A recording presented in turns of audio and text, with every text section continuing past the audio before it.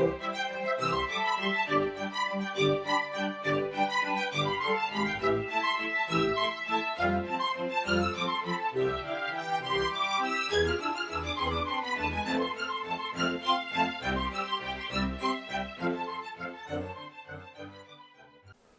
to the Secrets of College Planning. I'm your host, Anthony Uva, and we're going to get some insight into sports, beer, bourbon, and college.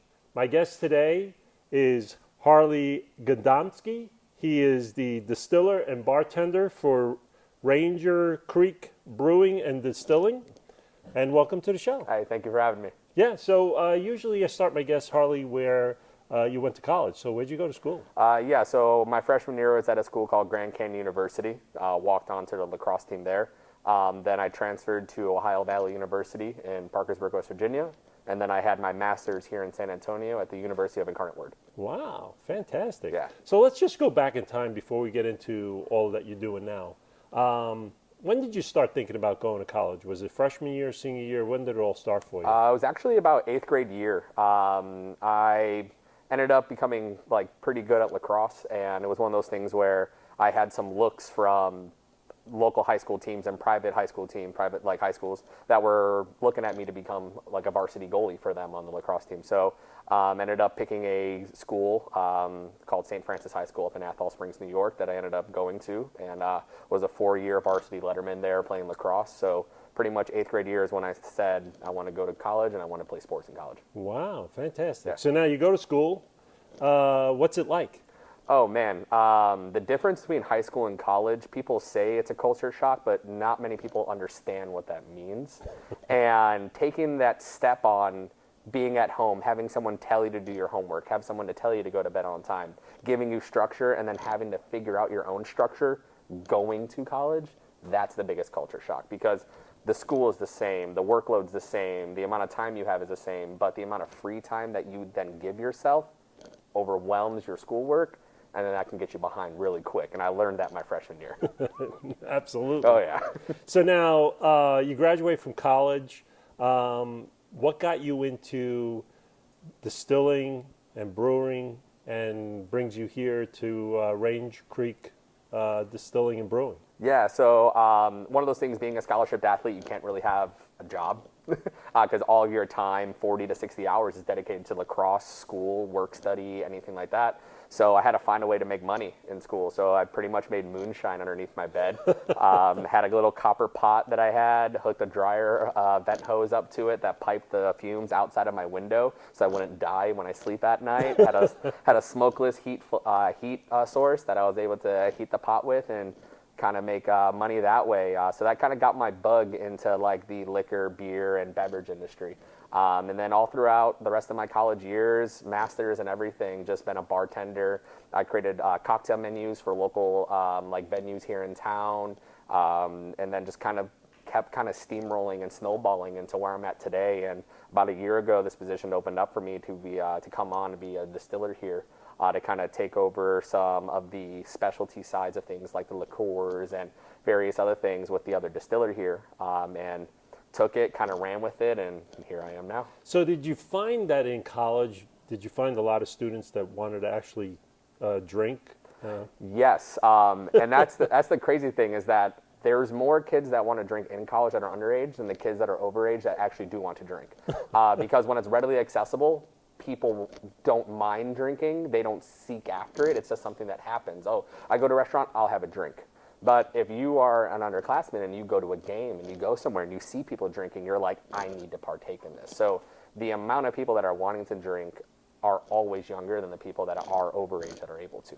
Yeah. And seeing that and kind of capitalizing on that, when I was in college, looking back on it, was terrible, but it kind of gave me the skills I needed to be where I'm at today. Sure, absolutely. So now, give me an understanding of Ranger Creek and what it actually does here. Yeah, so we're Texas's first ever brew distillery. It's a kind of like a term that we kind of coined. So we make both beer and liquor, whiskey, on site. But most places that do that on the same site have to be in 2 separate buildings on 2 separate systems. But with us, we're able to do it on the same system and just have different fermenters that we push everything through to. We were able to do that because we opened 12 years ago, and 11 years ago that law changed where you cannot do it on the same system anymore. Wow. But we grandfathered in, so we were able to stay who we are and keep true to being a true grain-to-glass distillery and brewery. Wow. So now how many different types of bourbons do you have, beers and things of that sort? Of course, yeah. We have 3 core whiskeys that we run with. We have a rye, we have a bourbon, and then we have a single malt. The single malt's a little different because instead of using peat like you do in a lot of different, like in Scotland to add that smokier characteristic, we actually use mesquite. And we actually cold smoke the Maris Otter malt on it for 24 to 48 hours under 200 degrees Fahrenheit to embark that smokier characteristic, which gives you like a Texas barbecue kind of a vibe to it. Sure. So that kind of sets us off because it's considered one of the top 50 single malts in the world, which is pretty cool. Yeah. And then when it comes to beers, we rotate anywhere between 8 and 11 beers, ranging from lagers to blonde, a new blonde that we're going to be coming out soon, to Belgian whites, to hefts, to bourbon barrel-aged beers, and we kind of keep that rolling pretty consistently throughout the year. Wow. And the percentage of alcohol in actually all of them? Or? Yeah, so for our beers, our newest one we just released is Dog in the Hunt. It's a light amber lager. That's our lowest beer ABV to date. It's 4.6, and our highest is 12.6, and that's a bourbon barrel-aged Scotch ale. Wow. And the different types of bourbons that they go the same range? So with bourbons, they're usually going to be higher proof at that time. So you go more by proof than alcohol percentage, because proof is just double what your alcohol percentage is. So our rye sits around 94 proof, which is like 47%. Our bourbon sits at 96 proof, actually. Now, how do you get people to come here? The biggest thing with us is we've actually done very good with being word of mouth. And utilizing the product that we have and showcasing who we are to the community and having people come in from that way. The tours have definitely helped out immensely as well. And then we actually have a different event every Saturday that we do. Sometimes it's live music, sometimes it's music trivia bingo. Tonight it's actually Game of Thrones trivia. So we constantly are doing all these different things to bring people through the door for multiple reasons, which will then make them try our product when they're here. So now, back in college with you doing distillery, what ended up happening where you said, you know, I have to make this extra money? You're at the school on money for a scholarship to play. So what was in your mindset to say, hey, I need this extra money? Yeah, so with being a scholarship athlete and with all of your time being dedicated to school and to lacrosse, and sometimes it being more time to the sport than it is the school, you're not able to have a traditional 9 to 5 or a serving job at night because I may be done with practice at 9 o'clock at night or done with study hall around 10 p.m. That's not counting the homework that I have to do. So going off campus and having a job is kind of hard in certain places, especially in smaller market schools like I was at. Because the city's not that big, so the amount of jobs that are available aren't that big as well. So kind of looking at that and understanding that I need gas for my car. My scholarship money doesn't cover that. I need secondary insurance in case I get hurt that I won't have any co-pays or deductibles to hit.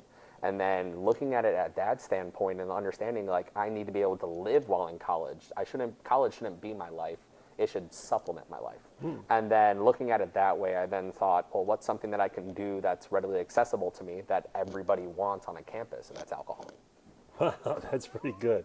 Absolutely. So you did pretty well then. Yeah, I did. So I had a system where I had kind of like a loyalty system set up where I had around 20 to 30 people on a text message that I would send out monthly. And I would have double the amount of bottles on site for that, so anywhere from 40 to 60 bottles. And it was $25 for your first bottle, and then if you brought the bottle back to me, it was $20 to refill it. So that way I didn't have to keep ordering more inventory and having these large packages coming to the school, which would make it seem a little bit more sketch that I was kind of running a business out of there. And just kind of kept it going like that, kept it rolling like that, and then also finding people and finding key people inside the school that I could have on my side for that. So all the RAs were on my text message list. The custodians were on my text message list as well. The people that had all the access to all the back doors and all the private rooms and stuff like that, those are the people that I had mostly. And then a lot of people that I knew wouldn't snitch. Absolutely, you need that, right? Oh yeah. So now, what do you think then of the name, image, and likeness that's going on today? I think it's fantastic. It's definitely something that I wish was in college 8 to 10 years ago when I was there, because looking back at it, everyone on the team was used in one way, shape, or form to leverage the school. It was bound to happen.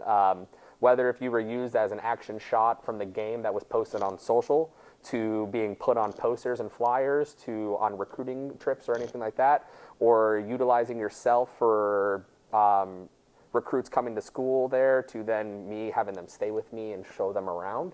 My name and image was used quite often, and it was something that I wish I was able to capitalize on, and I'm glad that the kids now are able to truly capitalize on their gift that they were given and what they've worked so hard to have. Yeah. And taking the power away from the school and giving it more towards the kid, because we all know sports in college is a business. Right. They don't care if you get hurt. There's always someone next coming up. So if I can then secure something for myself longevity-wise, that's what's going to help nowadays. So now here, does Ranger Creek do anything with internships? Yeah, so one of the big things is we are military owned. So one of our owners is still active military. Wow. He did his full-term service, retired, then went back in.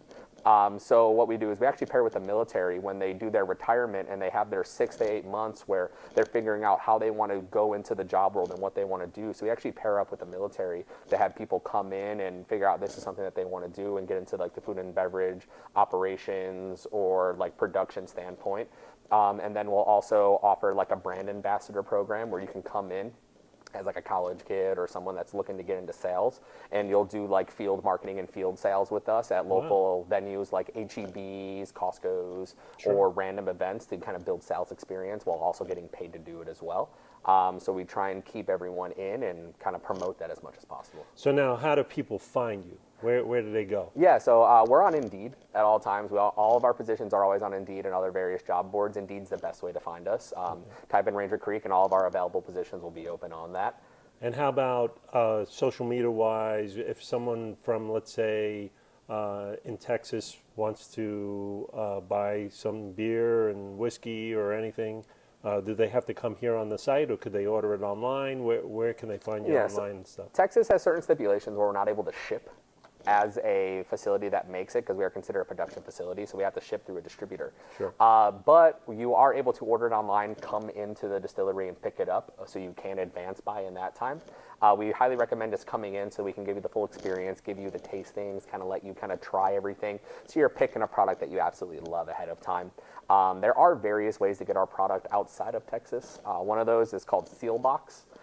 They're a company, they're a third party buyer and redistributor. Gotcha. So they buy some of our product, put it on their website, do a small upcharge, which is mostly just shipping at that time. That's where they make their money, and then they ship up to 33 states throughout the United States. Yeah. Fantastic. So we're coming to the end of our show, and usually I ask my guests, what advice do you want to give to parents, students that are going to college, want to get into the beverage and hospitality industry? What advice you want to give them? Yeah, first one, parents. The biggest thing is I didn't have a lot of parent influence when it came to college. It was mostly just on my own, picking where I wanted to go, what major I wanted to be. For the parents, stay present. During college, the structure is needed. Stay present, and then as you see them starting to blossom, and then you see them starting to create their own path and journey, then start reeling back, giving them more space, and then allow that dynamic of the phone works two ways instead of one way kind of thing. Sure. And then when it comes to the students itself, be okay with change. It's okay to change your major year 1, year 2, year 3, year 4. You can go to college for as long as you want, but figure out what you want to do, find out what you love, because when you find out what you love, you're never truly working. You wake up every day with a sense of refreshment and just knowing that you're going to be doing something that is absolutely fun for you to do. Great. Well, thank you very much for coming on the show. I appreciate it. Thank you for having me. Yeah. So you've been watching The Secrets of College Planning. I'm your host, Anthony Uva. Until next time.